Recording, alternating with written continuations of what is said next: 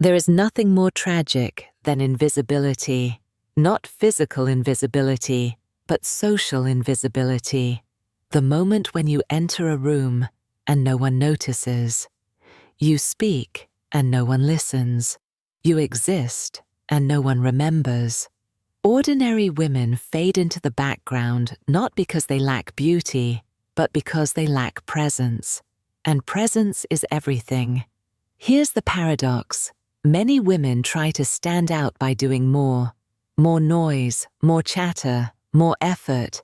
Yet the more they push, the more invisible they become. Effort without strategy is like perfume in the wind. It vanishes. Presence without depth is a shadow. It fades. Look at history. Cleopatra was not the most beautiful woman in the ancient world. Historians note she was average by conventional standards, yet she never faded into the background. Why? Because she cultivated theater, aura, and mystery. Every entrance was an event. Every silence was magnetic. She commanded attention without chasing it. Contrast her with countless queens, princesses, and noblewomen whose names are forgotten. They had wealth, beauty, even status, yet they faded into history's background because they lacked presence. Beauty disappears. Money is inherited. Presence must be built. So why do ordinary women fade into the background? And more importantly, how do dangerous women refuse to? Reason 1. Ordinary women overshare. They imagine connection comes from spilling every thought, every story, every emotion. But oversharing dilutes mystery.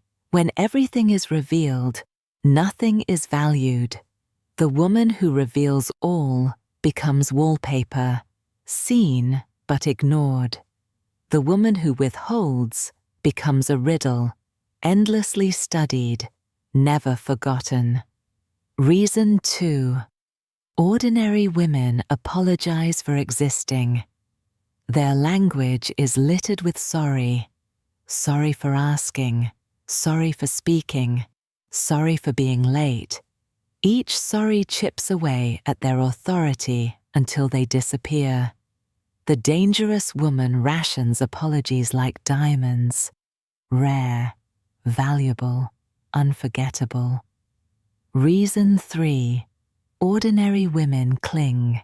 They cling to friendships, to men, to jobs. They cannot detach, and clinging makes them common. The dangerous woman does not cling, she withdraws. She exits rooms at the peak of her power. She disappears, and her absence burns brighter than her presence. Here's the cliffhanger. Invisibility is not an accident. It is training. Every time you let someone speak over you, every time you blend in, every time you rush, you are training people to treat you as background. Picture this. Woman A at dinner. She fills silence with chatter, laughs nervously, interrupts herself with apologies.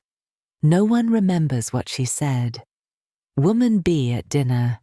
She speaks once, slowly, deliberately. She lets silence hang. Her words are remembered long after she leaves. Which one fades?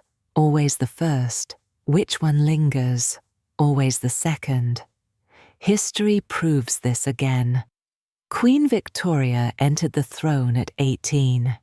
Many underestimated her, assumed she would fade, but she cultivated ritual, strict court protocols, deliberate silences, and a regal aura. She refused to be ordinary. Her reign became an era.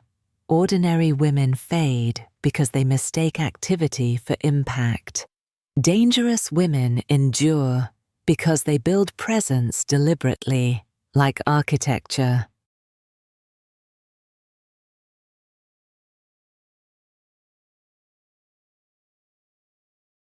Let's go deeper. Reason 4. Ordinary women chase validation. They wait for compliments. They perform for approval. They shapeshift to be liked. But validation is fickle.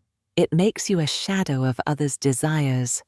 The dangerous woman generates validation from within. She does not chase, it chases her. Reason 5. Ordinary women lack ritual.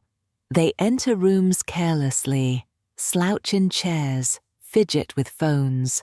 They look forgettable because they act forgettable. Dangerous women ritualize every move, posture, gaze, timing, clothing. Each element signals, I am not background, I am center stage. Reason 6. Ordinary women mistake beauty for aura. They invest in surface beauty, but neglect energy. Beauty may attract glances, but aura commands obsession. Aura comes from silence, from mystery, from restraint. Aura lingers when beauty fades. Reason 7. Ordinary women confuse noise with power. They speak endlessly, loudly, hoping to be heard. But noise is cheap. Dangerous women understand silence terrifies. The fewer their words, the greater their weight. Practical tactics to avoid fading. Remove sorry from casual speech. Speak less but slower. Enter rooms with pause, not rush. Replace chatter with questions that make others speak. Withhold personal details until they are earned. Another layer. Fading into the background does not mean people dislike you. It means they forget you. And forgetting is worse than hatred. Hatred at least means energy. Forgetting means death. The dangerous woman would rather be feared, envied, or misunderstood. Anything but invisible. Consider Catherine de Medici again. She began as a pawn in a foreign marriage. Many expected her to fade into the shadow of France's court. Instead, she mastered poison, alliances, and ritual. She cultivated the aura of a spider at the center of a web. She never faded. She dominated. And here is the escalation. The ordinary woman believes invisibility is safe. She avoids judgment, avoids envy, avoids fear. But safety is mediocrity. The dangerous woman chooses visibility, even when it brings risk, because invisibility is the slow death of power. So the punchline is this. The nice girl blends into the room.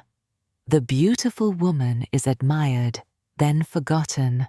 But the dangerous woman, she refuses to fade, because presence is not given. It is built, it is demanded, and it makes the ordinary vanish. While the dangerous endures forever,